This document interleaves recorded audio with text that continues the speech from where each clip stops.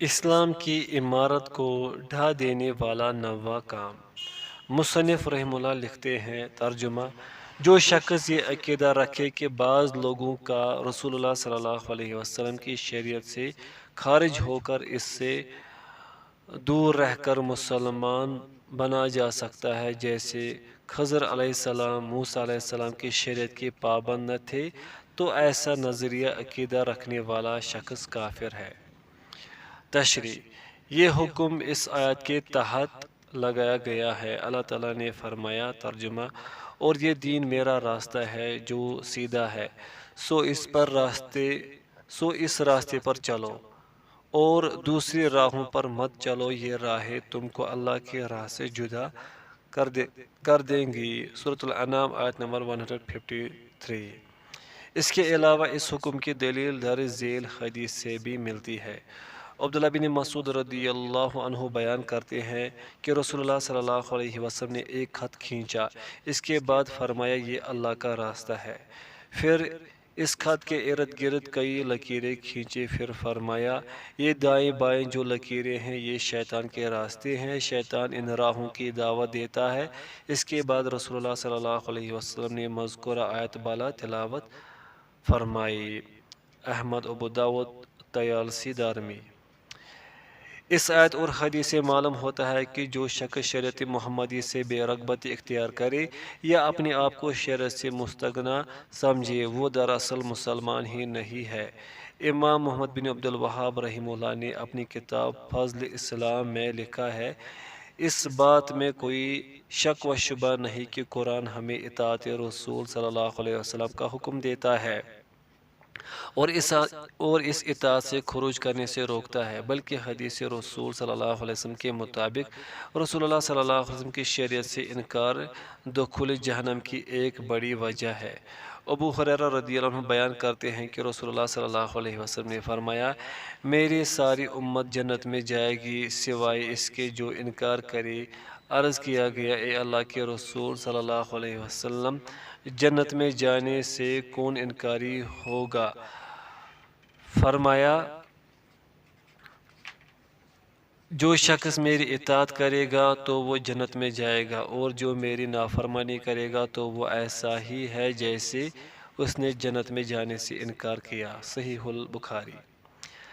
شریعت محمدی کو چھوڑ کر دیگر دینوں مذہبوں میں جانے کی ضرورت بھی کیا ہے؟ اللہ تعالیٰ کا فرمان ہے ترجمہ: ہم نے اس کتاب میں جو تیری طرف نازل کی ہے ہر چیز کی وضاحت بیان کر دی ہے۔ سورۃ النحل آیت نمبر 89۔ ایک دفعہ نبی کریم صلی اللہ علیہ وسلم نے سیدنا عمر رضی اللہ عنہ کے ہاتھ میں تورات کی چند اوراق دیکھے تو فرمایا: اے عمر، کیا اب بھی ان چیزوں کی متلاشی ہو؟ پھر فرمایا: اے عمر، میں تمہارے پاس ایک صاف شفاف دین لے کر آیا ہوں۔ اگر موسیٰ علیہ السلام زندہ ہوتے اور تم ان کی اطاعت کرتے اور مجھے چھوڑ دیتے تو تم گمراہ ہو جاتے۔ نسائی۔ ایک اور حدیث میں الفاظ یہ ہیں: اگر موسیٰ علیہ السلام زندہ ہوتے تو وہ بھی میری ہی اتباع کے پابند ہوتے۔ ان الفاظ کو سن کر عمر بن خطاب رضی اللہ عنہ نے فرمایا: میں اللہ کو رب، اسلام کو دین اور محمد صلی اللہ علیہ وسلم کو نبی ماننے پر راضی ہو گیا۔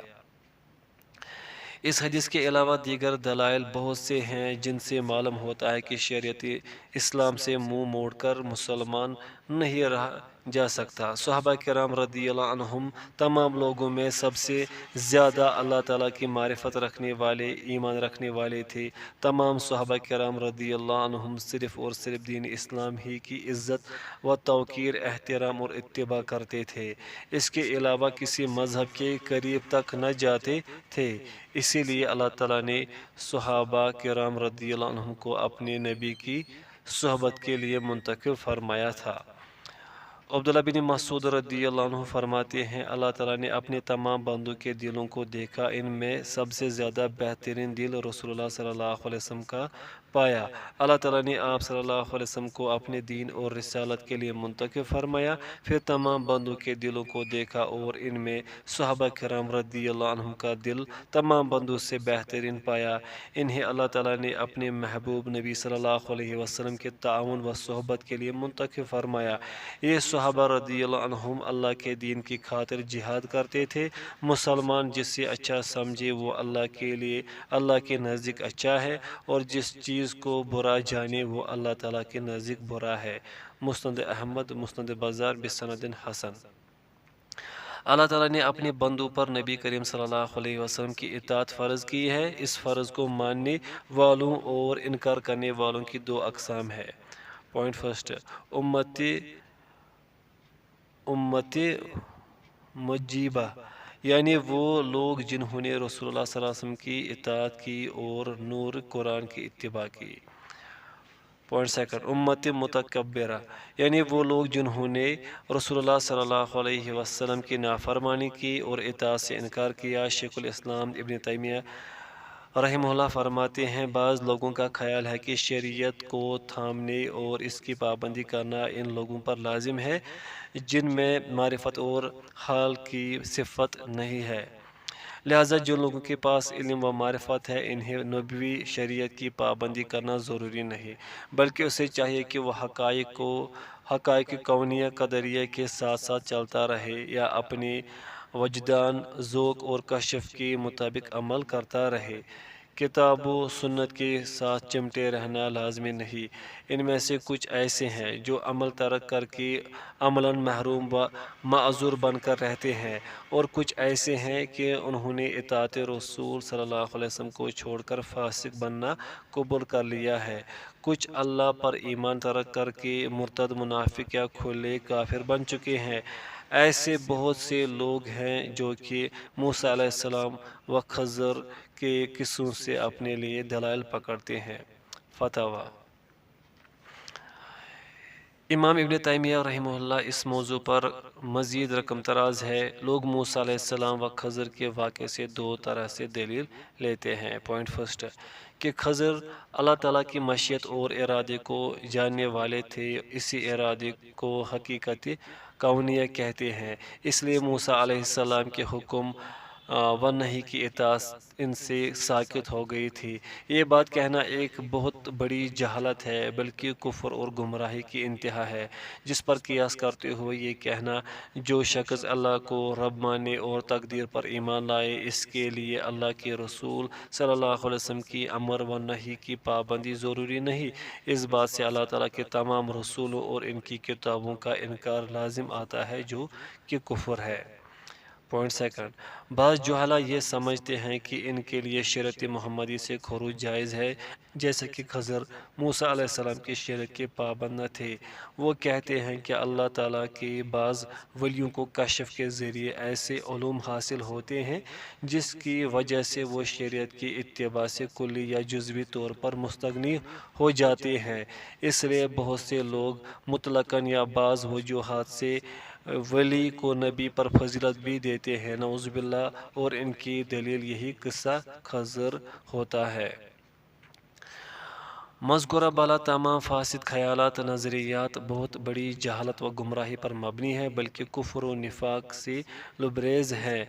دین اسلام کا بنیادی عقیدہ یہ ہے کہ رسول عربی محمد صلی اللہ علیہ وسلم تمام کائنات کے لیے رسول بن کر آئے ہیں۔ عرب و عجم، بادشاہ، عوام، علماء اور زہاد، غرض ہر شخص کے لیے تا قیامت رسول بن کر آئے ہیں۔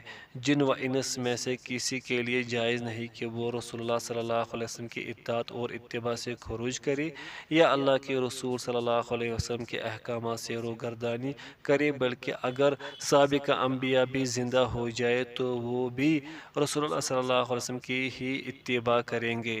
احادیث صحیحہ سے ثابت ہے کہ عیسیٰ علیہ السلام جب قرب قیامت آسمان سے زمین پر تشریف لائیں گے تو اس وقت شریعت محمدی صلی اللہ علیہ وسلم ہی کے پیروکار ہوں گے۔